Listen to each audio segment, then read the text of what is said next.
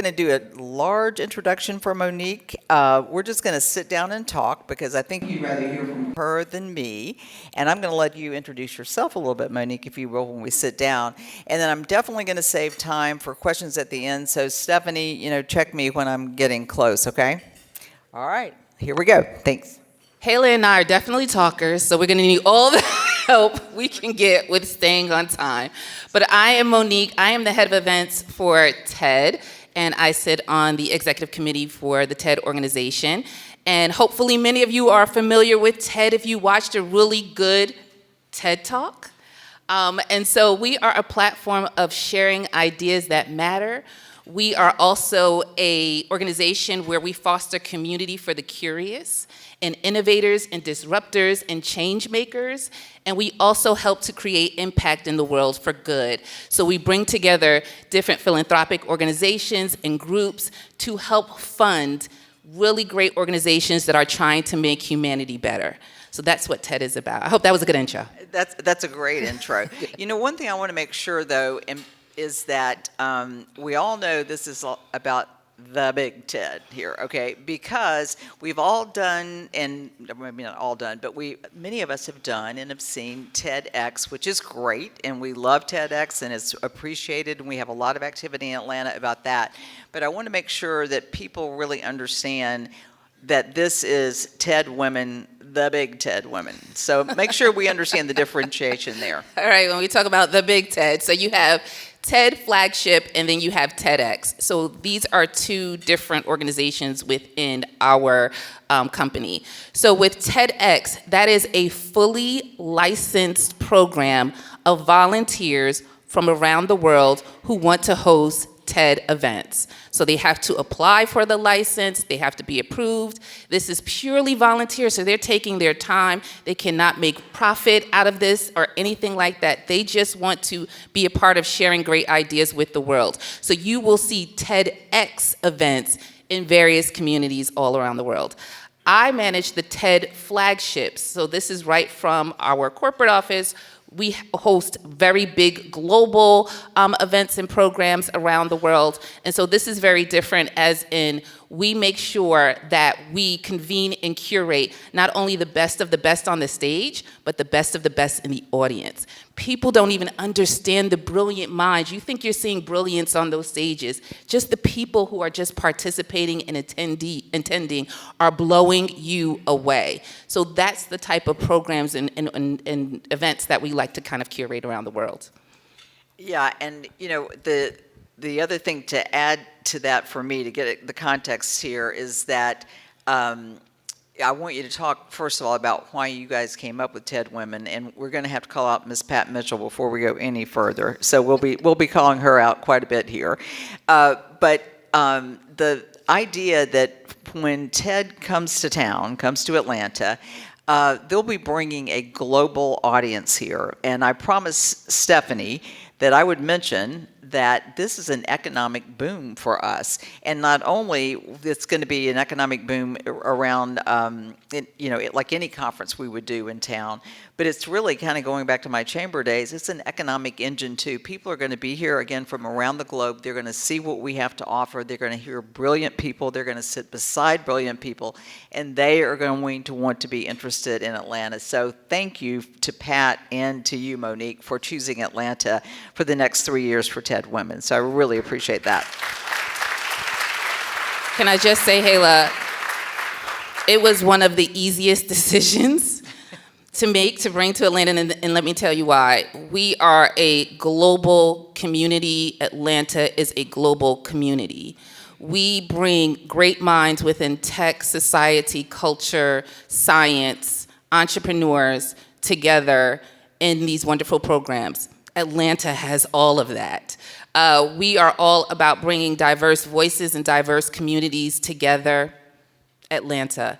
And when you're thinking about true business leaders who are truly making change and innovating, this was the easiest choice for us. And so that's why we're happy to be here. I love the welcome that we get when we come. I tell my family all the time, be like Atlanta when I come home.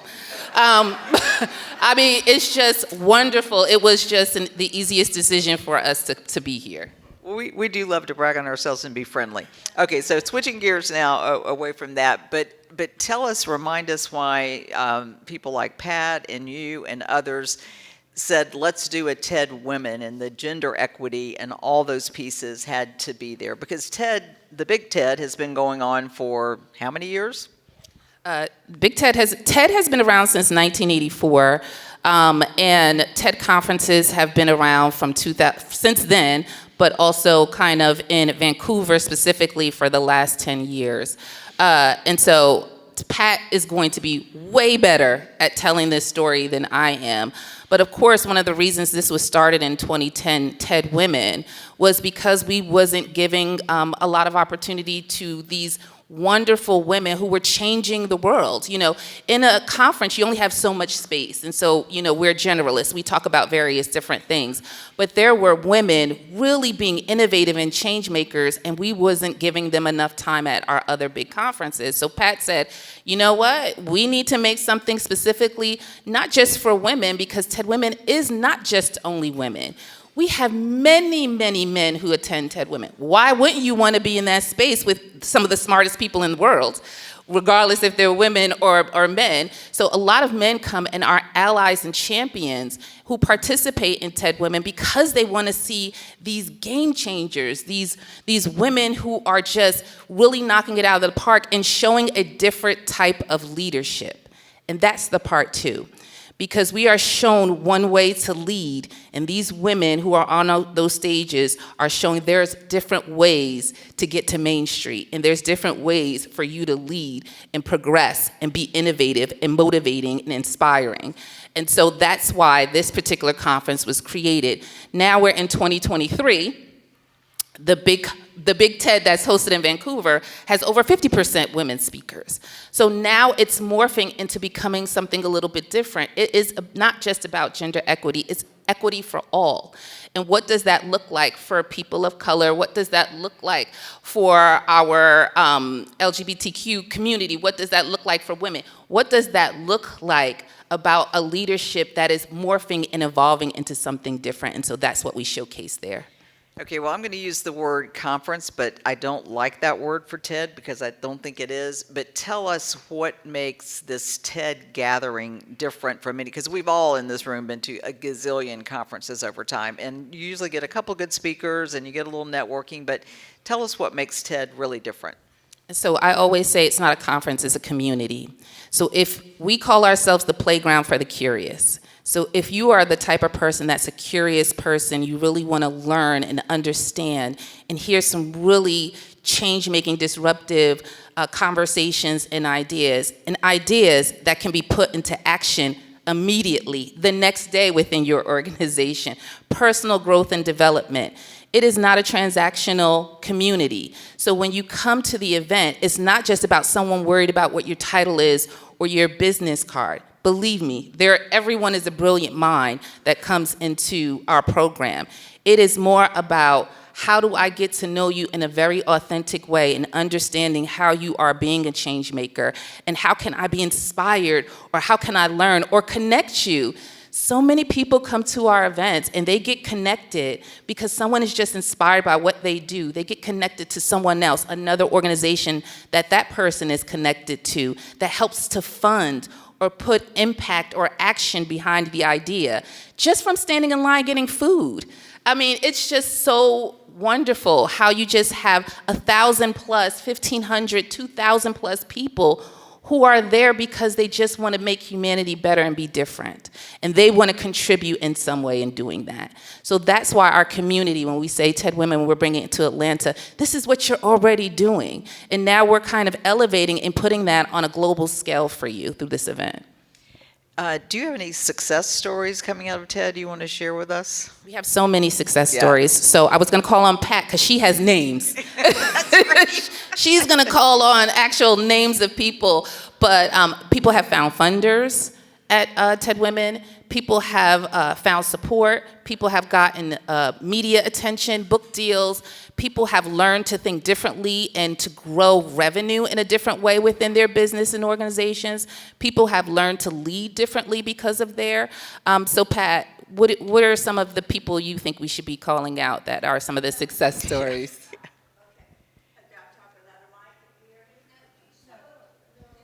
Yeah, you might as well come up here, Pat, because we're not going to be able to get through this without you. Well, you keep talking about me, so I think I know. It's good. Well, with 400 plus women from all over the world, plus some really, really great men speakers at TED, there are lots of impact stories I could tell, but I'll just tell two because they happen to be Atlanta residents, which I imagine many of you know. Jasmine Crowe, who runs an incredible food program, yes. Jasmine spoke, I think, 5 years ago. I get the years confused, but at the time she was just starting her program to address hunger in this city and in other places around the South. And right after her TED Talk, which got published and was seen by 500 million people around the world, translated in 100 languages, she was named Fortune's most world-changing company on that list. She raised money, and now she's serving, I think she told me, 12 million people who were originally on a hunger challenge. And so her business exponentially changed. And then there was the wonderful Maya Penn. Maya was 15 when she spoke at TEDWOMEN and gave her TED Talk. And she talked about being an environmentalist, an entrepreneur, and all of her visions and ambition for what she could do as a young girl growing up in Atlanta. Right after that, Disney called and said, would you take that idea you had about pollinators and make an animated series? They saw her TED Talk. So she made an animated series for Disney. Now she's got her own clothing line of sustainable fabric. She's got like 5 businesses. I think she's 21 now.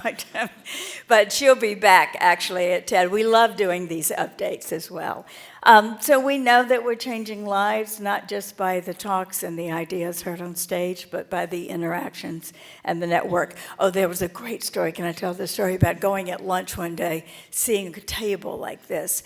And they were so animated in their conversation, I assumed they knew each other. And I said to them, you all came together, right? And they go, no, we never met. And on one side of the table were search executives. Just happened that there were 3. On the other side of the table were psychiatrists and psychologists and social scientists. And I got letters from them, or emails from them afterwards saying, by the way, I placed one of those social scientists in a top job at a Fortune 500 company. It turned out 4 jobs related from that one lunch that just happened to connect search executives with some outstanding social scientists. So that's what we love about it, is a global gathering that connects people and ideas. So hope you'll join us. Well, I love those examples. And if you guys don't know, yeah, thank you, Pat. If you don't know Jasmine Crowe or Maya, what's Maya's last name again? Oh, Maya Ben. If you don't know these women, you must know them. They are spectacular. I figure most of you have heard of Jasmine, maybe not Maya because she's just young, but she's phenomenal. So anyway, those are great stories. So all right, Monique, what would you say to someone who is considering attending TED? Because frankly, it was a little intimidating to me to apply because it's pretty competitive to get in. I'm not trying to discourage anyone from applying. I think you should all apply, but it's a pretty big deal. You got to be bringing something to the table. You do have to apply. And so one of the things is our curated community. Like I said, you think it's just the people you see on those stages. It's the people who are attending that you're sitting next to, you're having lunch with, you're going off and doing a discovery session with. Those are the stars. And one of the reasons why we kind of curate that audience is because we want to make sure we have the right mix of people who are there for the right reasons. It is not a transactional place. It is a place for you to foster innovation, understand where disruption is happening, seeing some very powerful people talking about how they're changing the world and how they're changing business in various ways. And then, how are you going to walk away and help continue that change? That's the kind of community that we're fostering. So there's limited seating because you can't do what we do in a scale of 10,000, 14,000, 20,000 people. You can do that on a scale that's very intimate, 1,000, 1,500, 2,000 people, because we take a lot of time to connect you with other people, serendipitous connections. Sometimes you think you're just standing in line for food, but it's been curated in a particular way for you to meet certain people, and you have no idea that's happening behind the scenes. We really want you to enjoy what's happening in that theater, but also we take you off site. We take you on different discovery sessions. One of the ones that we just did in Vancouver was to listen to a tree and kind of learn from what you hear from that. Have you read the Richard Powers book about trees? If you haven't, you can hear trees if you try hard enough. It was one of our top rated in our survey of experience that people truly enjoyed. And so we are going to be taking our attendees out into the Atlanta community. It is truly the place where you have to, this is not the type of community event where you can come in for an hour and you go back to work. If that's not anything that we curate for you, you have to be immersed in this type of experience because there is so much going on for you to foster connection, to foster inspiration, to get you motivated to think differently. Another great thing, when we were talking about the change makers, even myself, I was changed by my first TED. We had something called the Table Talks dinner where we take people around Vancouver at different restaurants, and you get to have these very immersive conversations with people you never met.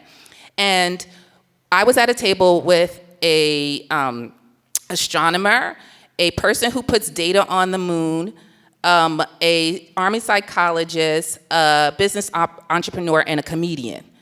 And I'm sitting there like, what am I going to contribute to this conversation here?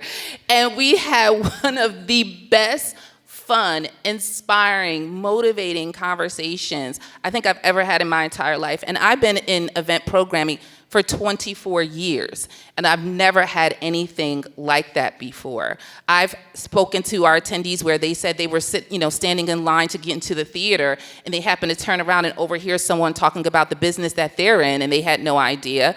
And they joined that conversation, and now their business is getting funded in a very different way. They didn't go there for that, but that's kind of the serendipitousness of stuff that kind of bubbles to the surface for that.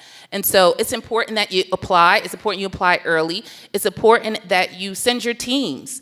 Send people who you think would really kind of do well in that space, and to get motivated from that space, you need to be in that space. You're going to be a contributor as well as a learner in that space. And so, we have different ways where people can kind of help and do that. I'll throw this in there. I would love it if Atlanta had a really good showing of men attending TEDWOMEN. I think that would make us look even cooler. Yeah, Pat agrees. Okay. All right, so, boy, I see all the men just trying to get out their phones right now to see if they can sign up. Now, some of you, I'm looking at Rosenzweig, you should be there, okay? I bet you can come. I bet you can get in. Yeah. Well, one of the things that I wanted to mention, because Pat, who is, again, a founder and the lead curator of the speakers, and one thing she's warned me about, and I've really taken it to heart, we are hosting it at the Woodruff Arts Center, and again, thank you again for that. But we don't have anything to do with the curating, okay, or who gets in. So don't send me your TED Talk or whatever. But I'm saying that because one of the things that Pat taught me that I think is different about a lot of speakers that I've heard is you don't get on the TED stage just to talk about a problem. You get on the TED stage when you have a solution to that problem. And I'm not trying to curate Jack Harden right here, but talking about somebody who has seen a problem in our community and come up with solutions. And there are a lot of you in the room who have done that. So that to me really struck me because, a lot of us have a lot of problems we can talk about. But, who has real solutions and solutions that have worked and solutions that we'd all like to see grow in the world? Absolutely. And, we have a limited time. We're 2.5 days. It's not a lot of, hundreds of speakers we could put in there. So we're putting the best of the best of the best up on our stages. And so, one of the things with TED as an organization, this year alone, we got 20,000 people who submitted to host a TED Talk. So this is a powerful, powerful global platform that people want to be a part of. And it is a powerful community that people come together for. And if I can just make one ask of this particular community, is for you to show up and show out in an Atlanta way and make sure that you're sending your people, yourself, and your community that deserve to be in that room. You're making sure they're getting access. And so one of the other things that we're looking to do is we don't come and just show up in a community as an event and then leave. We want to kind of foster connection in the community. So we're trying to get funding for our scholars program. We want to bring scholars from the different colleges around Atlanta and the Georgia community, specifically HBCU, and get those scholarships and sponsorships together to bring them into TEDWOMEN as well. We are looking at Women Entrepreneurs Program to bring them into TEDWOMEN as well. So if you know of someone who can't afford to come into the room, or you think they will be great to come, get them a pass and a ticket so they can have access. It is the access to these brilliant minds that is really a change maker for anyone that attends. Yeah, and I think that's a great comment, and I didn't want to mention the sponsorships and all that unless you guys did, but one of the things that we're also offering at the Woodruff Arts Center is that the Alliance Theater has these, camps for kids, and so, they came to me when they heard about what Monique is going to be doing with some sponsorships and sponsoring women who may not be able to afford to come. They may not have childcare either, so we're going to do a little summer camp childcare. So they're just, so we're going to make sure that there's anything standing in the way of these women getting there.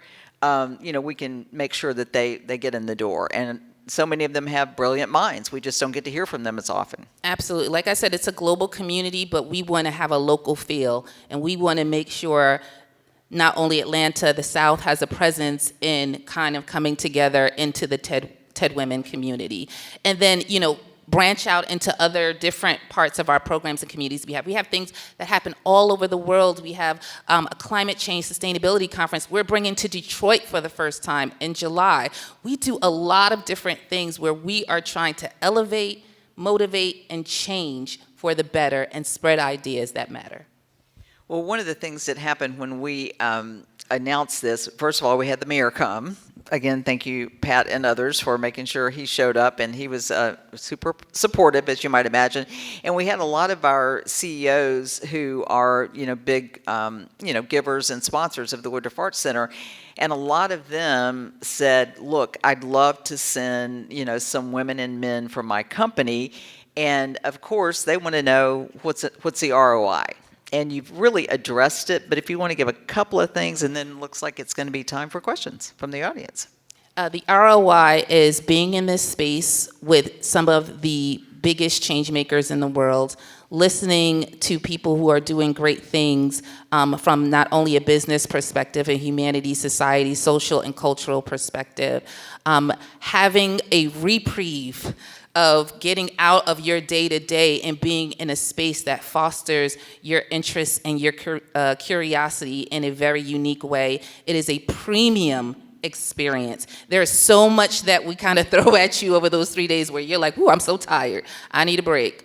And so there's just so much to do, so much to see, and so much to participate that you will walk away a changed person.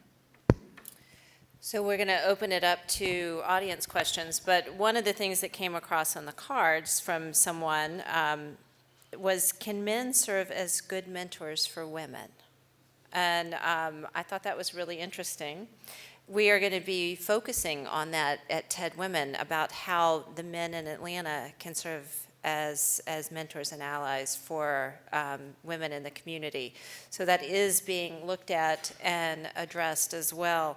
But I have, one may have snuck out already, but I have two mentors in this room. One is Tommy Holder and the other is Milton Little. So the answer is an unequivocal yes. Men can be great mentors. So with that, I'd like to open it up to audience questions about TEDWOMEN coming to Atlanta. Yes. It sounds about, first of all, an act that Jeff was like, the way it is at school at Emory. And I'm going to ask you about running conferences, because it sounds like we have 3 conferences in Atlanta, and you always have the opportunity to get the best people on the stage to recruit or have an overriding theme. And I was wondering if you're going to have three overriding themes, and if you do, if you can leverage off what makes Atlanta unique. Vancouver's a wonderful place, but it doesn't have the diversity. That's something called that Hong Kong with the Chinese people here. But can the theme, for instance, be a certain intersectionality between race and women, or a different theme? Pat contributed greatly over 2 things: empowerment of women, and she was ahead of climate change before we talk about it. When we talk about climate change, which is a theme, they women in Africa trying to raise children in world impact. So I was wondering, are you going to do 3 themes, so we give impact into those themes, or will it be like the best people we can get up there? We absolutely do themes. Impact is one of the most important threads of our themes. We are talking about climate change and things that are happening. This is a global convening. So we just don't talk about what's happening in Atlanta, the U.S., or anything like that. We really pull out very interesting topics. I know Pat might want to jump all over this a little bit. Yeah, themes are really important because they give an organizational context for, there'll be 45 speakers and 5 TED Talk sessions. And the theme this year is 2 steps forward. And the reason for that is we want to celebrate the people whose ideas are changing the world for the better, creating equity across all sectors, and looking at the intersectionality of health, of race, of background. These speakers will come from all over the world. Frankly, I will be an entire conference with speakers from Atlanta. And I have about 200 a day recommended, which says something about this community. There are so many people doing extraordinary things. But we will, unfortunately, have to select it down. But we do it to represent the best representation, inclusive representation that we can across the world. But that's our thing. So we're going to be celebrating what's happened that's moved us forward. And we're going to be looking at where there are still challenges to our movement forward as a community and as a country. Keith, and then we'll go to the back. 2 college-age daughters, one grad school, one undergrad. Would they be welcome? Could I bring them to this conference? 18 and over can come. But the second question is, would they find it particularly interesting, or would they feel as though they had made them No, they will love it. It is, yeah, the way that we kind of curate the different day, they're not even going to be thinking about you. They're going to be off doing some amazing things and connecting with some amazing people. So absolutely, 18 and over can attend TEDWOMEN. We do.